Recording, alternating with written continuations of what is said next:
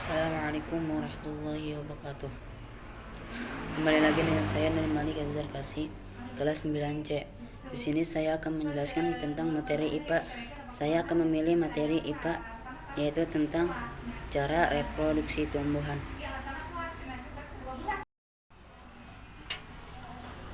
Reproduksi tumbuhan adalah proses kembang biak atau pembentukan individu baru atau keturunan pada tanaman yang bisa ditempuh melalui cara seksual maupun aseksual. Reproduksi seksual menghasilkan keturunan baru melalui perpaduan gamet dari kedua tetuanya.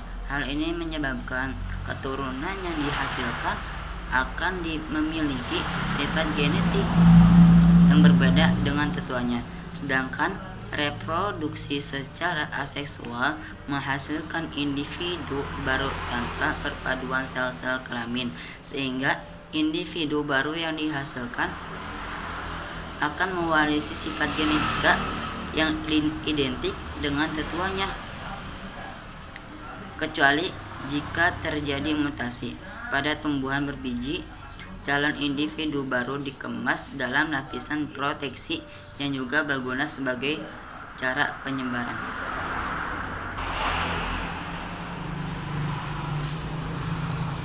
Reproduksi seksual tumbuhan adalah proses reproduksi yang melibatkan perpaduan sel jantan dan betina.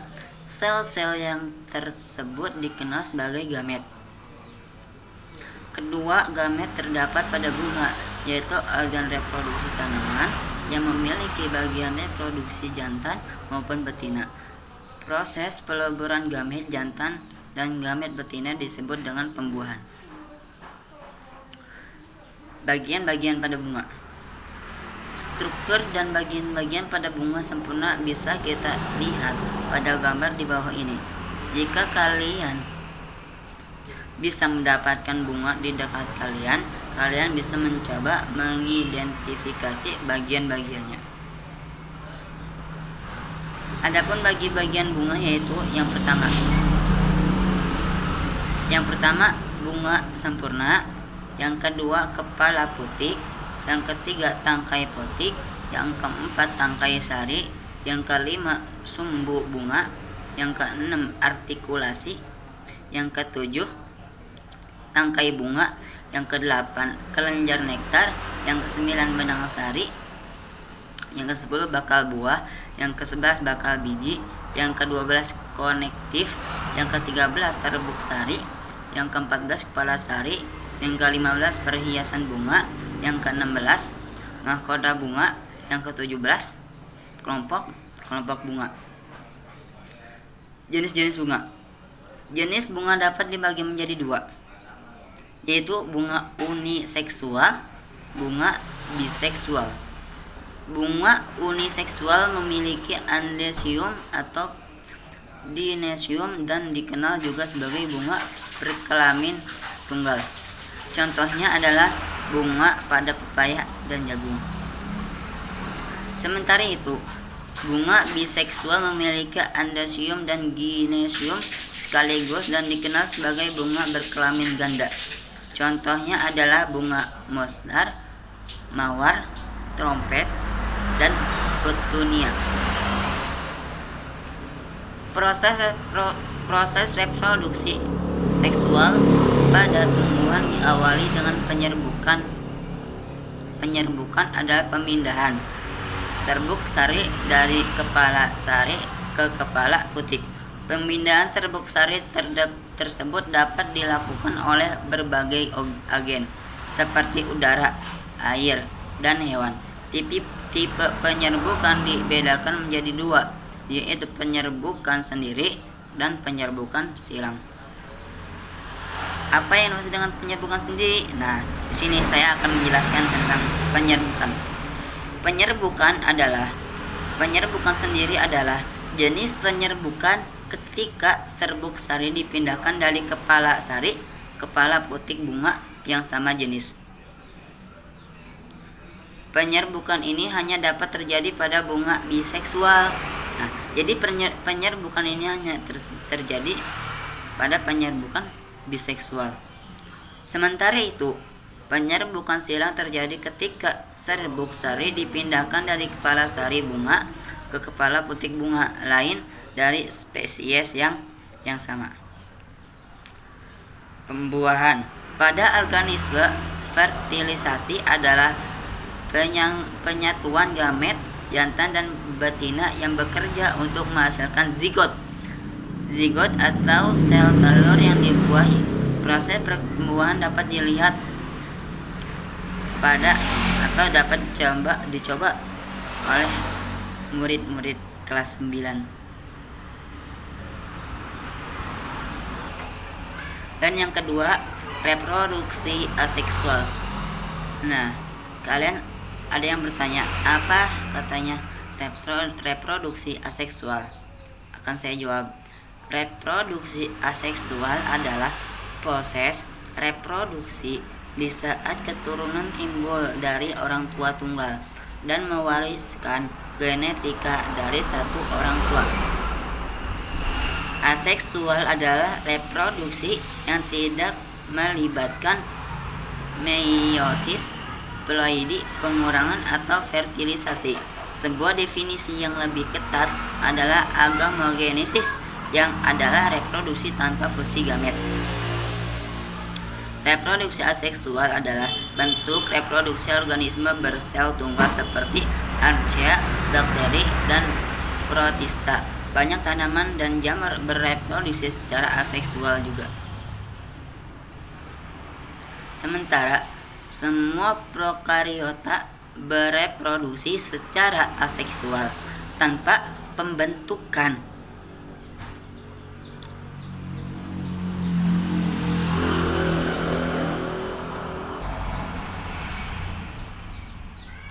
Dan penggabungan sel gamet, mekanisme transfer dan lateral yang seperti konjungsi, transformasi, dan transduksi kadang-kadang disamakan dengan reproduksi seksual. Kurang lengkapnya, reproduksi seksual relatif jarang terjadi di antara organisme multiseluler, terutama pada hewan. Hal ini tidak sepenuhnya mengerti mengapa, karena kemampuan untuk bereproduksi secara seksual begitu umum di antara mereka.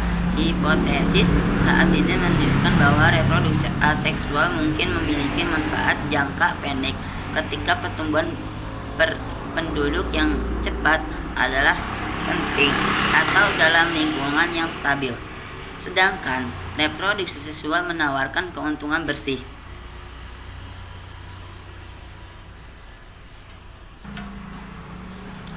Dengan generasi yang lebih cepat memungkinkan keragaman genetik,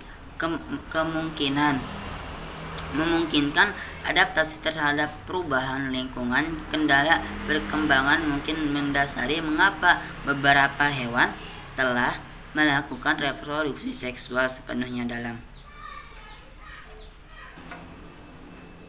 Selain itu, salah satu ciri-ciri keahlian hidup adalah kemampuannya untuk bereproduksi. Reproduksi mendukung untuk menurunkan sifat-sifat genetik. Sementara menunggu keberlangsungan spesies di kemudian hari.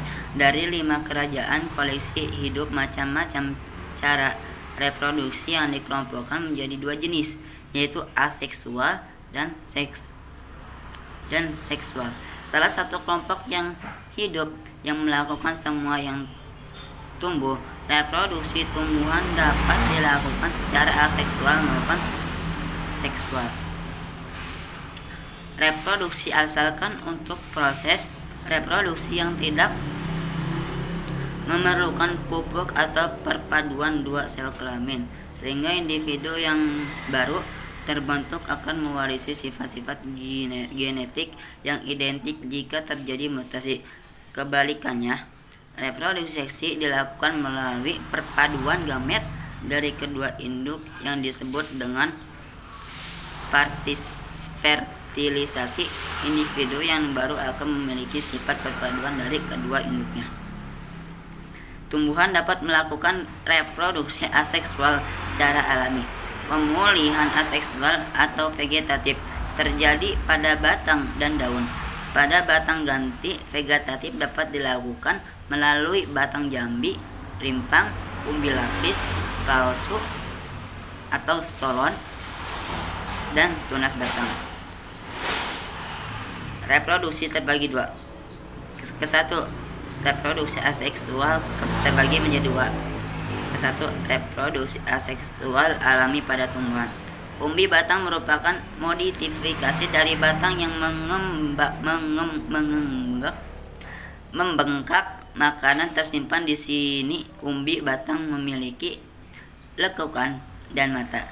Tiap mata bisa memiliki satu atau lebih tunas.